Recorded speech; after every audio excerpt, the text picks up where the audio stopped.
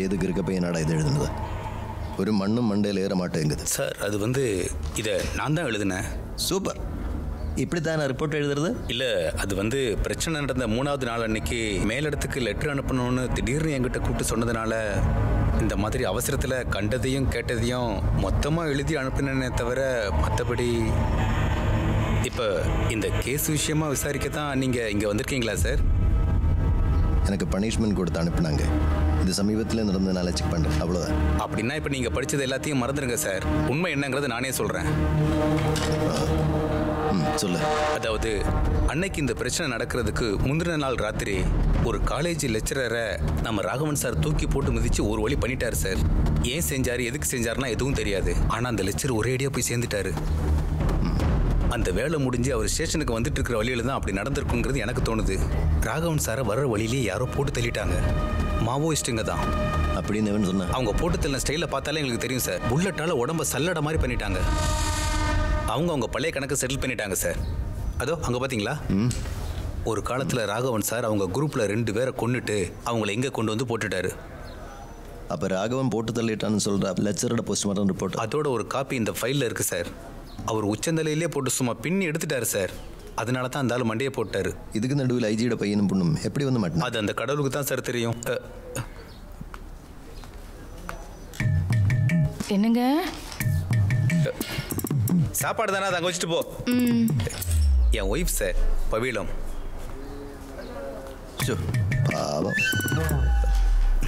சரி, அந்த கலேட்டை பண்ண பசங்க கூட அதான் சார், அது நரசிம்மா மெமோரியல். ஓ, மும்பையிலேருந்து. ஆமாம் சார், அவரோட பார்ட்டி ஆளுங்க தான் நடத்துகிறாங்க. அவருக்கு பெரிய இன்ஃப்ளூயன்ஸ் இருக்குது சார். சாப்பாடு ஆறிடும், போய் சாப்பிடு.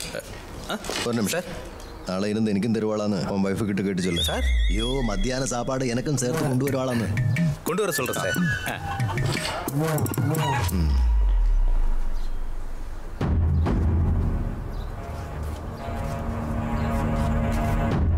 காளிபுரத்துலையும் வில்லேஜ் பார்டர்லையும் விவசாய பூமி இருக்கிற இடத்துல வேலை செய்யணும்னு ஆசைப்பட்டேன். கடந்த டிசம்பர் மாசத்துல நாம அனுப்பி வச்ச டெமான்ஸ்ட்ரேஷன் ரிசல்ட்டை அன்னைக்கு ஆர்டிஓ வந்து ஒரு பாசிட்டிவ் ஆக்ஷன் எடுக்கலான்னு வாக்கு கொடுத்தாரு. ஆனா சொன்னபடி எதுவுமே நடக்கல. இன்னைக்கு அங்க இருக்கிற 237 குடும்பத்துல 150 குடும்பத்துல 1-2 பேருக்கு டிசேபிலிட்டிஸ் இருக்கு. அவங்கள 80% குழந்தைகள் தான்.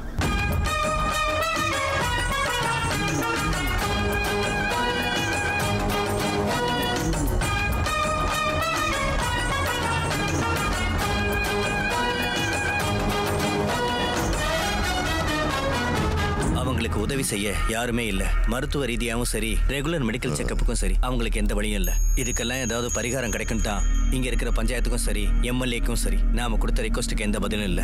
அதனால நாம நீ போய் அந்த பையனை வர சொல்லு. இல்ல சார், அது இப்போ அட போய் கூட்டிட்டு வாயா. எல்லாரும் இதை வச்சிருக்க முடியுமா? அதெல்லாம் செய்யுங்க. ஸோ இன்னைக்கு அவ்வளோதான் கைஸ். மற்றதெல்லாம் மாயா சொல்லுவாங்க.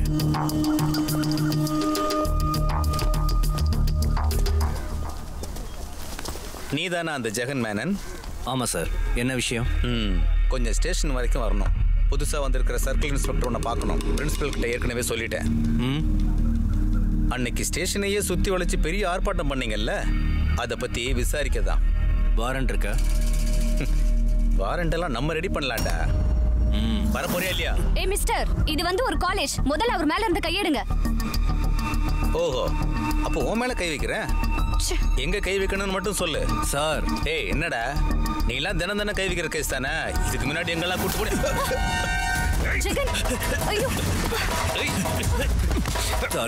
இருந்துட்டா நீ பைக் வந்தபடி எதை வேணா பேசுவியா? சொல்லியா? வண்டியில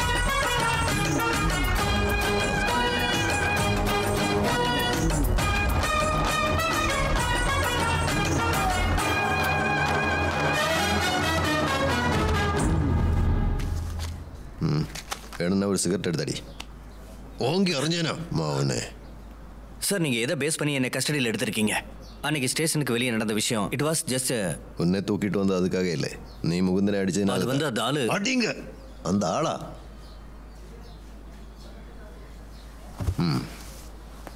மாவோயிஸ்ட் அப்படி இப்படி இந்த ஊருக்காரங்க சொல்லுவாங்க. நீ சொல்ல, நீங்க எதுக்காக அப்படி பண்ணீங்க? அதுக்கு என்ன காரணம்? ரத்த கொதிப்பு தானே?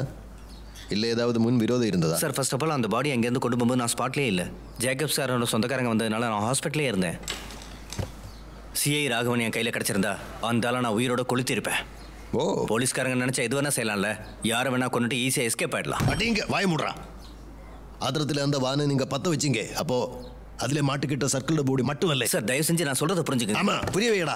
சொல்கிறா சொல். சார் இதுக்கு மேலே நீங்கள் என்னை கொஸ்டின் பண்ணணும்னா வாரண்ட் வந்ததுக்கப்புறம் பண்ணுங்க. ரூல்ஸ் அண்ட் ரெகுலேஷன்ஸ் எல்லாம் எனக்கும் தெரியும். சும்மா என்ன பூச்சாண்டி காட்டாதீங்க. பூச்சாண்டி காட்ட வாடா. காட்டவா சார். என்னையா? சார் அந்த பையனை ஜாமீன் எடுக்க ஒரு வக்கீல் வந்திருக்காரு. கூட கொஞ்சம் பசங்களும் வந்திருக்காங்க. வாரண்ட் கூட இல்லாமல் தான் நம்ம கூட்டிட்டு போக சொல்லு. வாடா. வாரண்டோட வந்த உன்னை நான் பார்க்குறேன். அந்த வானில் மாட்டுட்டு 6 போலீஸுக்காரங்க இருந்தாங்க. அவங்க கூட இவங்களும்.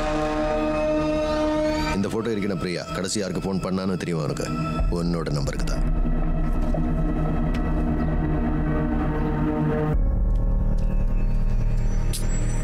அந்த வேனுக்குள்ள அர்ஜுனும் பிரியாவும் எப்படி வந்தாங்க?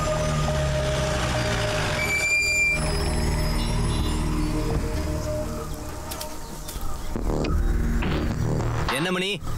ஏய் ரெடியாகி சீக்கிரம் வந்துரு. என்ன நம்பியார் சார் பார்க்கணுங்கிறாரு. கிளம்பி வாப்பா. ஃபோனில் பல தடவை ட்ரை பண்ணியிருக்காரு. அதான் என்னை நேரில் பார்த்து கூப்பிட்டு வர சொன்னார். போய் பார்த்துட்டு வாடா. அவர் கூப்பிட்டுருக்காருல்ல.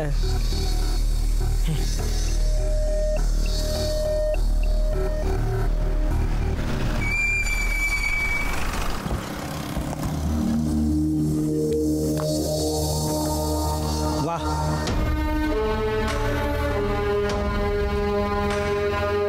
வாப்பா ஜெகன். உட்கார். என்னப்பா செமஸ்டர் ரிசல்ட் இன்னும் வரலையா? பரவாயில்ல சார், 74%. காலேஜில் வந்து உன்னை போலீஸ் கூட்டு போன விஷயம் எனக்கு லேட்டாக தான் தெரிஞ்சது. அதுதான் வக்கீல் அனுப்பி உன்னை வெளியே எடுத்தேன். கேஸ் எல்லாம் ஒன்றும் ஃபைல் பண்ணலை. நாங்கள் அன்னைக்கு ஸ்டேஷனுக்கு வெளியில். அதுவும் நல்லதுதான். ஒவ்வொரு தடவையும் போலீஸ் ஸ்டேஷன் ஏறி இறங்கும் போது அந்த காக்கி மேலே இருக்கிற பயம் போயிடும். It's a good எக்ஸ்போஷன்.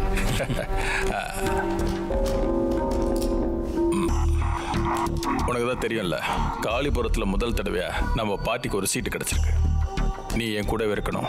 நீனா நீ மட்டும் இல்லை, நீயும் உன் கூட இருக்கிற பசங்க எல்லாரும்.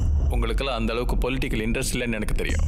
ஆனால் இங்கே இருக்கிற லோக்கல்ஸ்க்கு நடுவுலையும் காலேஜுக்கு நடுவுலையும் உங்களுக்கு இருக்கிற இன்ஃப்ளூயன்ஸ் எனக்கு பக்கபலமாக இருக்கும். ரொம்பலாம் யோசிக்காத. அப்படி யோசிச்சா நோன்னு தான் சொல்ல தோணும். அதெல்லாம் வேண்டாம். உனக்கு ஏதாவது தேவைப்பட்டா இதோ நம்ம மணிக்கிட்ட சொல்ல. டேய் மணி, தம்பியை ட்ராப் பண்ணிட்டு வாடா. சரிங்க சார்.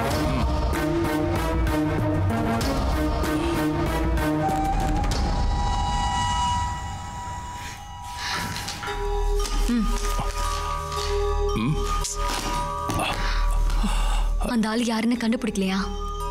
எனக்கு கொடுத்த வாக்க காப்பாத்துவீங்களா இல்லையா? அந்த போலீஸ்காரன சொல்றேன். ஆஹா, நான் தான் உங்ககிட்ட சொன்னேன்ல, அவனை பற்றி முகுந்தன் கிட்ட எல்லாம் விசாரிச்சிட்டேன். ஏதோ ஒரு பனிஷ்மெண்ட் ட்ரான்ஸ்ஃபர்னால தான் அவன் காளிபுரத்துக்கு வந்திருக்கான்.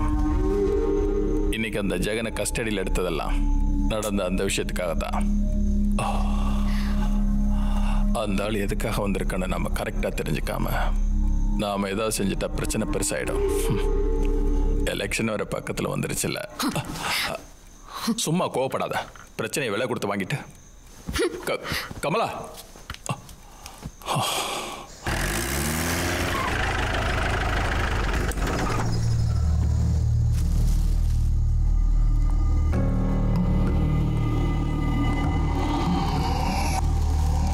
என்னடா சார்? நான் உங்களை பார்க்கணுன்னு வந்திருக்கேன். நான் என்ன தாஜ்மஹால் சும்மா வந்து பார்க்கறதுக்கு?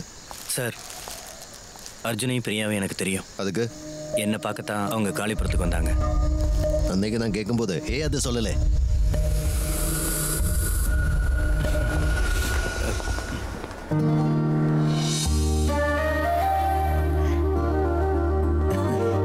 நீ எப்படி இங்கே வந்த? என்ன கோலண்டா இது? பார்க்கவே ரொம்ப அசிங்கமா இருக்கு. இதுல தொப்பை வேற. போடி. இவன் தான் அர்ஜுன், என்னோட ஃபியான்சி. ஓ ஹாய். இல்ல, கிட்டத்தட்ட 6 வருஷத்துக்கு மேலேயாச்சு நம்ம பார்த்து. யா ஐ நோ. நீ வா, சூடா எங்களுக்கு ஒரு காஃபி வாங்கி கொடு. ஓ வா. வாட் ஹேப்பன்டா? யாரோடையும் எந்த டச்சும் இல்லாம நான் கூட உன்னை மறந்து போயிட்டேன் தெரியுமா? அப்பா அம்மா டைவர்ஸ் பண்ணிட்டாங்க. அப்புறம் நிறைய பிரச்சனைகள், எமோஷனல் பேக்கேஜஸ் எல்லாம் சேர்ந்து ஒரு மாதிரி ஆயிட்டேன். அதுல இருந்தெல்லாம் எஸ்கேப் ஆகணும்னு நினைச்சேன். இங்கே வந்து மாட்டிக்கிட்டேன். அப்புறம் இங்கே எனக்கு பிடிச்சி போச்சு. ஜெகன் ஒரு நிமிஷம் இரு, வந்துடுறேன். டேய், ஜேக்கப் சார் வரமாட்டாராம்மா, அவருக்கு வேற ஏதோ ப்ரோக்ராம் இருக்கான். சார் என்ன சார் இதெல்லாம்? நீங்கள் இருந்தால் தானே பசங்கள்லாம் வருவாங்க. அது இல்லைப்பா, ஒரு முக்கியமான வேலை இருக்கு. நான் ஒரு வாரம் லீவ் எடுத்திருக்கேன். நான் வந்துட்டு பேசுகிறேன். இங்கே எங்களுக்கு ஒரு ஸ்டூடெண்ட் குரூப் இருக்கு, கொஞ்சம் ரெவல்யூஷனரி டைப். நீ எல்லாம் உருப்படவே மாட்ட, சத்தியமா சொல்ற ஜெகன். சும்மா கிண்டல் பண்ணாத. ஸ்ட்ரைட்டா பெங்களூருக்கா? இல்ல, கொஞ்சம் ஃப்ரெஷ் ஆயிட்டு நைட்டு கிளம்பிடுவோம். அது சரி, நல்லா தூங்குனதுக்கு அப்புறமா தான் போக முடியும், முதுகெல்லாம் வலிக்குது.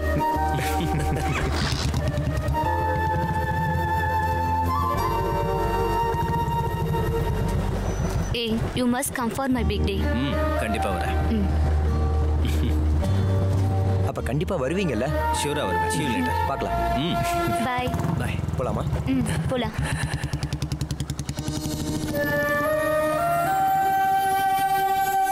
அப்புறம் அவ எதுக்காக உன்னை கூப்பிட்டா?